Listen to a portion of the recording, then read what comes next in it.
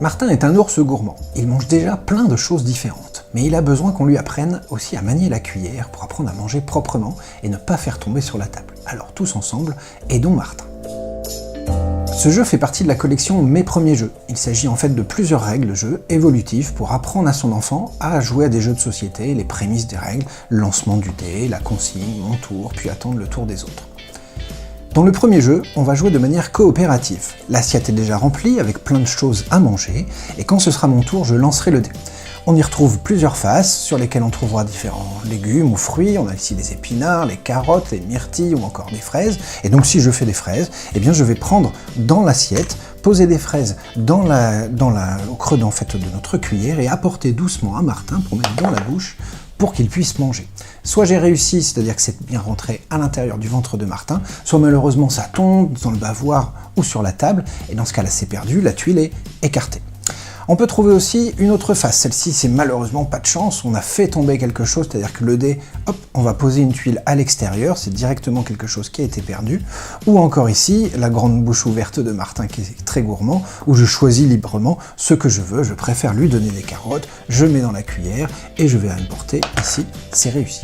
La partie s'arrête lorsque l'assiette est vide, et à ce moment-là, on va compter. On a les tuiles qui sont bien à l'intérieur de Martin, on va aller les récupérer pour les additionner, c'est-à-dire les empiler, et on va les confronter à la pile des tuiles de celles qui sont tombées par terre.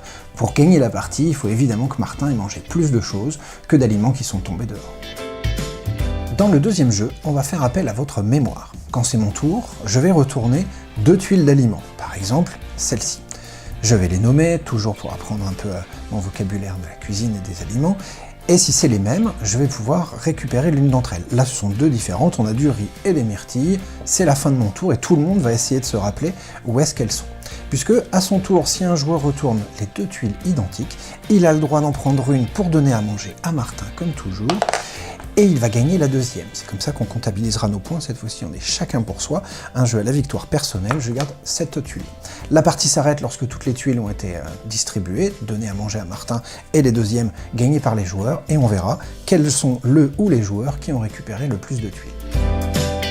Dans le troisième jeu, nous allons jouer aux devinettes. Quand c'est mon tour, je vais choisir secrètement, c'est-à-dire dans ma tête, un plat que j'aime bien. Par exemple, le gâteau au chocolat. Les autres joueurs vont maintenant essayer de deviner mon plat en me posant des questions. Est-ce que c'est un légume? Est-ce que c'est sucré? Est-ce que ça se mange froid? À chaque fois, je répondrai par oui ou par non, et quand c'est un oui, le joueur a le droit de me faire une proposition. Si c'est une bonne réponse, il gagne une tuile et la place devant lui. La partie s'arrête quand l'assiette est vide. À ce moment-là, on va compter chacun toutes les tuiles qu'on a pu gagner, et on aura notre vainqueur. Bon jeu à tous, et bon appétit à Martin!